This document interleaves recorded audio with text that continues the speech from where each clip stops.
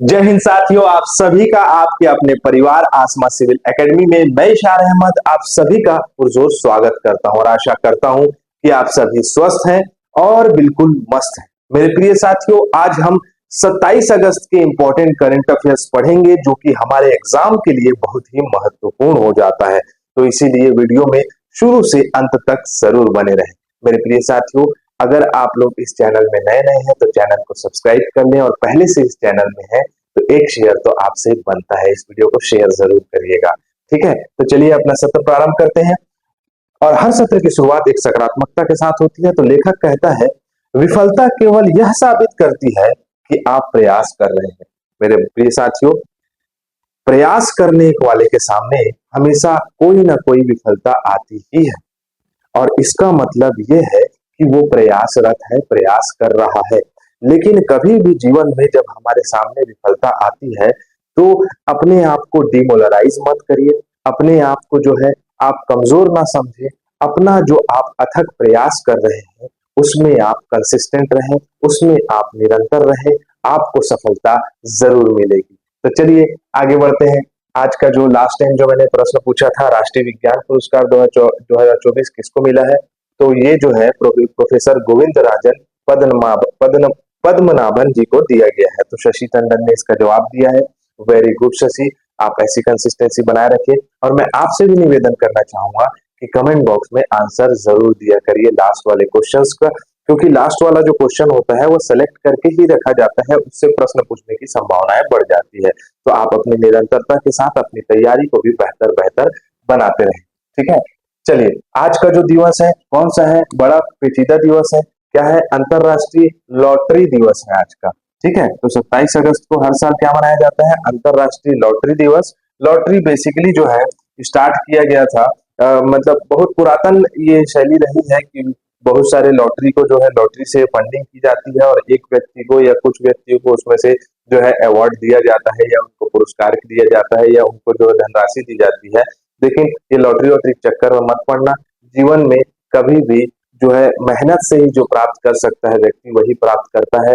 ये जो है लक आजमाना या किस्मत आजमाना, इसके चक्कर में जो रहता है वो हमेशा जो है नुकसान में ही रहता है। याद रखना मेरे प्रिय साथियों, तो ये सब चीज के चक्कर में नहीं पड़ना है। ठीक है, चलो 2024 में सभी प्रारूपों में अंतरराष्ट्रीय और घरेलू क्रिकेट से संन्यास की घोषणा करने वाले क्रिकेटर का नाम क्या है? तो मैं आप लोगों को बता दूं कि इनको क्रिकेट में गब्बर के नाम से जाना जाता है और अधिकतर जो है वो एक पैर उठा के जो है ऐसे मूंछ अपना जो है दिखाया करते थे शतक लगाते हुए, जो कि बहुत ही मतलब शानदार क्रिकेटर के रूप में जाने जाते हैं क्रिकेट इतिहास में, जिनका नाम है नन अदर देन आदरणीय सम्माननीय शिखर धवन जी। शिखर धवन जी ने तीनों फॉर्मेट से संन्यास ले लिया है और संन्यास की घोषणा कर दी है इन्होंने। ठीक है, अगर शिखर धवन जी की उपलब्धियों के बारे में बात करें तो इन्होंने जो है एक बहुत सारी उपलब्धि हासिल की है। जैसे 34 टेस्ट खेला है इन्होंने, 167 ओडीआई मैच खेला है, 68 टी20 वर्ल्ड मतलब आपका खेल खेला है और अपने आप में जो आपके बैटर रहे हैं लेफ्टी बैटर रहे हैं ये, और बहुत अच्छा इनका परफॉर्मेंस रहा है। ठीक है, करियर से तो प्रश्न नहीं पूछेगा लेकिन अधिकतर वनडे एग्जाम में पूछ देता है कि किस खिलाड़ी ने संन्यास लिया, तो आपको पता होना चाहिए। ठीक है, जॉर्डन में अंडर 17 कुश्ती विश्व चैंपियनशिप में पहली बार टीम खिताब कौन सी टीम ने जीता है? मेरे प्रिय साथियों, मैं आप लोगों को बताना चाहूंगा कि जॉर्डन में अंडर 17 कुश्ती विश्व चैंपियनशिप जो चल रहा था उसमें हमारी भारत की जितनी भी महिला शक्ति जो है रही है, महिला पहलवान जो रही है, उन्होंने जो है अपना प्रदर्शन दिखाया, उन्होंने अपना बेहतरीन प्रदर्शन दिखाया और जो है भारत का झंडा ऊंचा कर दिया जॉर्डन में। भारत जो है वो पहले स्थान में रहा है टीम आपका स्टैंडिंग्स अवार्ड में। तो 158 अंक के साथ भारत पहले नंबर में है। सेकंड पोजीशन में है 146 अंक के साथ जापान और कजाकिस्तान 79 अंक से थर्ड नंबर में रहा है। ठीक है, अगर हम बात करें तो काजल ने जो है आपका 69 किलोग्राम में जो है वो गोल्ड मेडल जीता था यूक्रेन की खिलाड़ी को हरा के, जिसका नाम था अलेक्जेंड्रा रिबाक। ठीक है, अगर भारतीय महिलाओं के लिए कुल पदक 8 हुए जिसमें से 5 स्वर्ण है और 1 रजत है और 2 कांस्य पदक है। तो आपको ये पता होना चाहिए। पुरुषों ने उतना अच्छा खासा प्रदर्शन नहीं किया है लेकिन मेहनत करी है उन्होंने। ठीक है, मित्र शक्ति के 10वें संस्करण की कौन से देश के साथ शामिल है, मतलब कौन सा देश मित्र शक्ति जो आपका सैन्य अभ्यास कर रहा है। तो मित्र शक्ति सैन्य अभ्यास भारत और श्रीलंका के बीच में होता है। याद रखना है मित्र शक्ति, तो मित्र हमारा कौन है, तो श्रीलंका है, और हम दोनों एक दूसरे के साथ शक्ति प्रदर्शन करके अपनी शक्ति बढ़ाते हैं। ऐसे निमोनिक टेक्निक से याद रख सकते हो।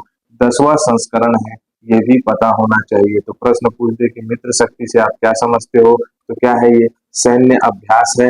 पहला तो सैन्य अभ्यास है, और आपका पता होना चाहिए कि ये भारत और श्रीलंका के बीच में होता है, और कौन सा संस्करण था, तो 10वां संस्करण था।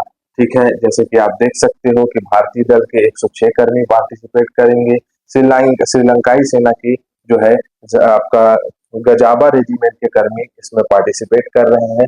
ये जो है बहुत ही अच्छा ज्वाइंट मिलिट्री एक्सरसाइज है।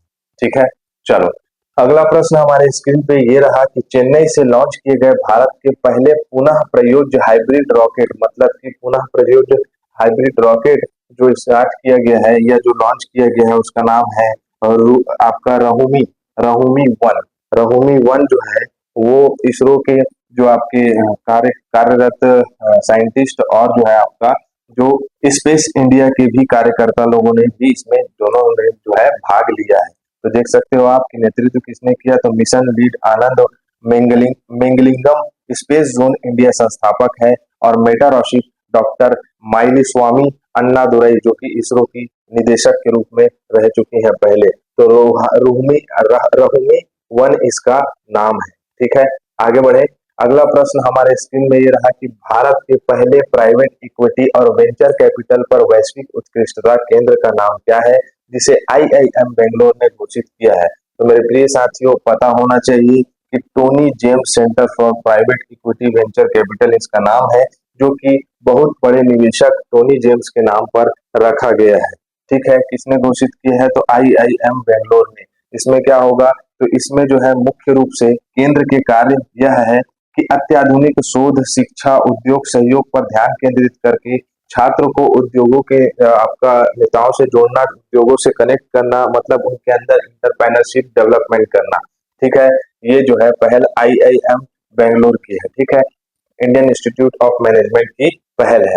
राष्ट्रीय कोयला खदान सुरक्षा रिपोर्ट पोर्टल प्राथमिकता लक्ष्य क्या है, तो क्या है, तो कोयला खदानों की शून्य दुर्घटना करना। याद रखना क्या है, तो इसमें ए और बी दोनों होगा, तो ए और बी ई आंसर हो जाएगा, मतलब कोयला खदानों की शून्य दुर्घटना करना, असफलता रहित सुरक्षा प्राप्त करना। मेरे प्रिय साथियों, अधिकतर कोयले खदानों में दुर्घटना की वजह से जो कोयले खदान में उपस्थित कार्यरत जितने भी मजदूर होते हैं, अधिकारी होते हैं, उनकी मृत्यु हो जाती है। कई कई दिन जो है वो मतलब कहा जा सकता है कि अंदर गुफाओं में या जो है आपका पर्वतों के नीचे जो है या खदान के नीचे जो है वो क्या हो जाते हैं, विलुप्त विलुप्त हो जाते हैं, बोल रहा हूँ, छुप जाते हैं।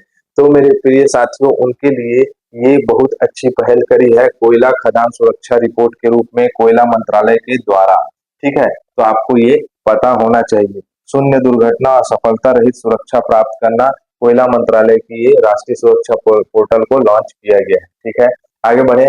केंद्रीय मंत्रिमंडल द्वारा स्वीकृत नई पेंशन योजना क्या है, जिसे 2.3 मिलियन केंद्र सरकारी कर्मचारियों को लाभ होगा। तो क्या होगा मेरे प्रिय साथियों, तो आपको याद रखना है, इसको याद रखो, यूपीएस। यूपीएस मतलब एकीकृत पेंशन योजना, मतलब यूनिफाइड पेंशन स्कीम। इसके तहत क्या क्या होने वाला है, तो मैं आप लोगों को अगले पेज में दिखाता हूँ। इसके तहत अगर देखें तो पेंशन वाले को लाभ क्या होगा कि 25 वर्ष की सेवा पूरी करने वाले सरकारी कर्मचारियों के लिए सेवानिवृत्ति के पहले अंतिम 12 महीनों के औसत मूल्य पर जो है 50% की गारंटी हो जाएगी, मतलब 50% उनको पेंशन दिया जाएगा 25 साल अगर काम कर लिए हैं तो। और अगर वो उनकी मृत्यु हो जाती है तो परिवार वाले लोग को जो है 60% पेंशन दिया जाएगा। फिर कम से कम 10 वर्ष सेवा पूरी करने वाले सरकारी कर्मचारियों के लिए प्रति माह 10,000 रुपए की न्यूनतम पेंशन की गारंटी दी जा रही है। तो ये एक बहुत अच्छी पहल है, प्रधानमंत्री नरेंद्र मोदी जी की अध्यक्षता में केंद्रीय मंत्रिमंडल ने इस पे जो है फैसला लिया है। ठीक है, आगे बढ़े। केंद्रीय क्षेत्र की उस योजना का नाम क्या है जो विज्ञान और प्रौद्योगिकी विभाग की 3 प्रमुख योजनाओं को एकीकृत करती है, जिसे केंद्रीय मंत्रिमंडल ने मंजूरी दी है। तो याद रखना है, इसका नाम है विज्ञान धारा।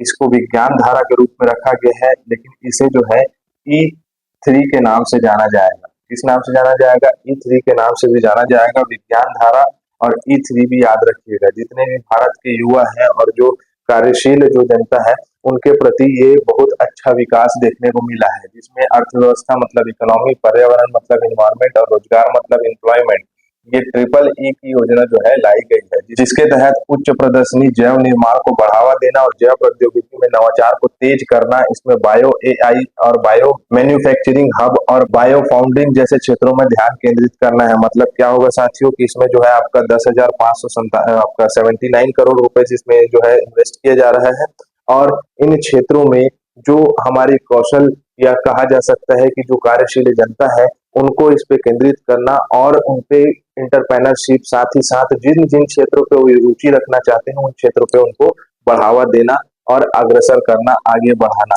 ठीक है, तो भारत जो है रोजगार के प्रति काफी ज्यादा एक्टिव है। ठीक है, रोमानिया की सोशल डेमोक्रेटिक पार्टी के अध्यक्ष के रूप में फिर किसे चुना गया है, और आगामी राष्ट्रपति चुनाव के लिए पार्टी उम्मीदवार के रूप में उनकी पुष्टि की गई है। तो क्या नाम है इनका? इनका नाम है रोमानिया के प्रधानमंत्री मार्सेल सियोलाकू। क्या नाम है? मार्सेल सियोलाकू। ठीक है, इनको वापस जो है नियुक्त किया गया है।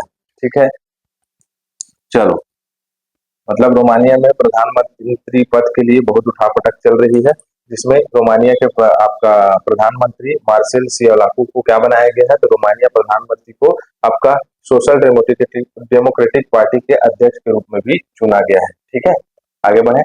चलो, आज का जो प्रश्न है, लिंक्डइन ने भारत में नया प्रोडक्ट प्रोडक्ट हेड के रूप में किसे नियुक्त किया है? आपको इसका आंसर देना है। तो मेरे प्रिय साथियों, यहाँ हमारा ये सत्र कंप्लीट होता है। इसका पीडीएफ आपको टेलीग्राम चैनल पर मिल जाएगा, और अगर आपको ये पीडीएफ पर्सनली चाहिए तो आप व्हाट्सएप कर सकते हैं 9752189752 में। ठीक है, तो इसी के साथ मैं इजाजत चाहूंगा। जय हिंद, जय भारत।